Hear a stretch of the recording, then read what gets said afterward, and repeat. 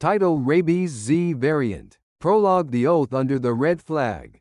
September 1983. Moscow. A Kremlin underground meeting room. The air in the room hung cold and heavy. Only Lenin's portrait on the wall stared down with expressionless eyes at the men seated around the table. The chief of the General Staff of the Soviet Army slowly pushed a file folder stamped with a red seal across the table. The cover bore the Cyrillic inscription, "Rabies, rabies." The imperialists have grown accustomed to the terror of nuclear weapons. The chief of staff's voice was low and dry. "We need a more efficient weapon. One that leaves the city's buildings intact, yet forces the humans within to destroy themselves." Major Sergei Volkov, seated to the left of the table, listened without flinching. At 39, he wore the rank of Major General and possessed a loyalty to the party and the motherland bordering on religious conviction. Dr. Alexei Morzov, seated to his right, was much the same. The 62-year-old scholar was a cold-blooded scientist who had devoted his entire life to researching biochemical weapons. "The goal is respiratory transmission," Morzov added, adjusting his glasses. "A mutant rabies variant that infects not through physical contact, but through droplets mixed in a single cough. We will call this R88. Lieutenant Colonel Volkov rose from his seat, clicked his heels together, and saluted. "The Navy will fulfill the motherland's command. The experimental vessel is ready." The Chief of Staff nodded and closed his file folder. At that moment, the fluorescent lights in the conference room flickered faintly. It felt as if something ominous had settled within the room. October 1983. Vladivostok Naval Base. As the dawn mist swallowed the harbor, a massive gray hull completed its preparations to leave the pier. It was the experimental vessel Sibirsk-7, hastily converted from a naval cruiser. Over 150 sailors and scientists were lined up on deck. Most were unaware they were embarking on the most dangerous voyage in human history. Only Volkov and Morzov exchanged resolute glances, gazing at the red flag fluttering at the stern. "Ship ahoy!" A low, heavy horn blast filled the harbor. The massive hull began to move slowly. The sound of waves slapping against the ship's sides, the rumbling vibration of the engines, and the receding lights of the harbor. Even as the ship left the harbor and vanished into the rough waves of the North Pacific, no one sensed that this vessel would never return. Volkov stood on the bridge, watching the coastline vanish into the darkness. A cold wind whipped around his uniform. He pulled a small holy image from his breast pocket and gazed at it briefly. His mother had given it to him at the church in his hometown. "For the motherland," he murmured quietly, then slipped the holy image back into his pocket. Turning, he walked back into the ship. Behind him, the red flag flapped fiercely in the harsh wind. Part 1. The party called Mission 1. A Peaceful Voyage. October 1983, North Pacific. The initial voyage of the Sibirsk-7 was strangely peaceful. The cruiser's massive hull sliced smoothly through the rough waves of the North Pacific. Every morning, Lieutenant Commander Sergei Volkov, dressed in his crisply pressed uniform, inspected the deck from the bridge. For him, this voyage was not merely an experiment. It was a holy crusade to complete the ultimate shield that would defend the socialist motherland from the threat of the West. "Doctor, the comrades' morale is high," Volkov remarked, gazing out the observation room window. Below deck in the mess hall, ordinary sailors clinked vodka glasses and shared hearty laughter. For the 100 or so lower-ranking crew members, this voyage was merely a maritime weather observation and long-range maneuvering exercise.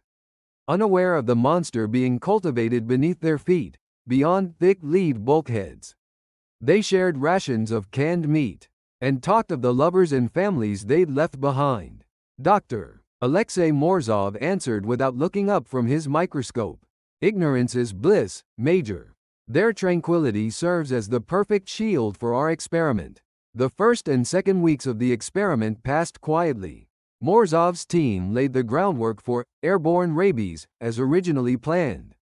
The dogs in the isolation chamber coughed lightly and died helplessly. It was a controllable death, predictable science. Burning with a sense of mission, the scientists kept the lab lights burning late into the night, firmly believing this great task, entrusted by their motherland, would rewrite humanity's history of war. Volkov wrote his log every evening. The notebook, filled densely with neat Cyrillic script, recorded the progress of the experiment and the condition of the crew. He set down his pen and gazed out the window. A crimson sunset faded beyond the horizon. For the motherland, he murmured to himself. 2. The invisible crack. The tragedy began in an unseen place. Around the third week of the experiment, a minute problem arose in the air purification system beneath the ship. During the hasty conversion of the former cruiser into an experimental vessel, one of the complexly intertwined air conditioning pipes had developed a crack finer than a strand of hair.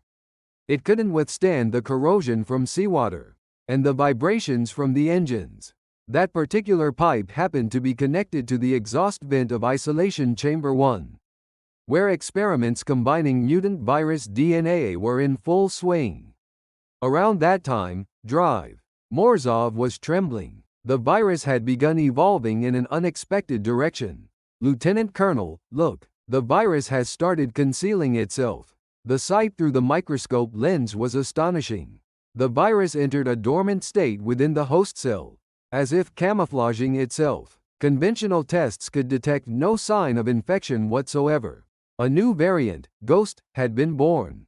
After infiltrating the host's body, the virus caused no biological reaction for a full week. No fever, no cough, no seizures. Yet during that silent period, the virus firmly rooted itself in the host's brainstem and rewired the neural network. Morzov couldn't contain his excitement. This is far more perfect than we intended. During the incubation period, the host can move about without any symptoms and spread the virus. It's the perfect biological weapon. Volkov nodded, staring at the data on the monitor. An achievement our motherland will be proud of, Doctor. But no one knew that those ghosts had already begun spreading throughout the entire ship. Creeping through microscopic cracks, the virus escaping from the lab's exhaust vent flowed through the ventilation system into the mess hall, the cabins, the engine room. The invisible enemy was already among them. 3. The shadow of a delayed catastrophe. Week 4. Even as week 4 began, the ship remained calm. But it was the ominous stillness before the storm. Communications officer Ivan Petrov, cracking jokes in the mess hall, felt slightly more thirsty than usual. Even drinking water left his throat burning. But he dismissed it as perhaps eating too much salty food. Dmitry Sokolov, the mechanic in the engine room, sometimes felt a red haze blurring his vision. He dismissed it as fatigue and splashed cold water on his face. They smiled at each other and smoked together. Evenings still found them sitting across a chessboard, sharing stories of home. Deep within their lungs, the virus quietly multiplied its army. Over 80 of the 150 crew members were already infected. Yet, thanks to the cunning of the ghost phase, medical examinations in the infirmary revealed nothing amiss. Looking at the routine health check results, ship's medical officer Yuri Karachev, Lieutenant Commander, breathed a sigh of relief. All normal. Considering the long voyage, their condition is good. He didn't know that within the heartbeats his stethoscope was listening to, the virus was already crawling toward the brainstem. Volkov visited the lab every evening to check on progress. Doctor, isn't the experiment going too smoothly? The dogs haven't shown any symptoms and are perfectly fine after a week. Morzov gave a chilling smile. Wait and see, Major. They're not dead. They're preparing for the hunt. He pointed to one dog in the isolation chamber. The dog looked perfectly healthy. It ate well and wagged its tail. But deep within its eyes, something else had taken root. In 7 days, we'll find out how this one changes. Even the seasoned scientist overlooked that they themselves would become the prey. The officer on watch in the bridge tilted his head. Major, something strange is happening. What is it? Over the last few days, the crew's water consumption has increased by 30%. And there have been more fights in the mess hall. People get angry over trivial things more often. Volkov fell into thought for a moment. It's probably stress, a side effect of the long voyage. Increase the vodka ration this weekend. Understood. After the officer withdrew, Volkov gazed out the window at the dark sea. Nothing was visible beyond the horizon. Only endless darkness stretched out before him. A heaviness settled in his chest. An inexplicable anxiety weighed him down. It's just my mood. He shook his head and left his seat. But that unease was not mistaken. Somewhere aboard the ship, the gates of hell were beginning to creak open.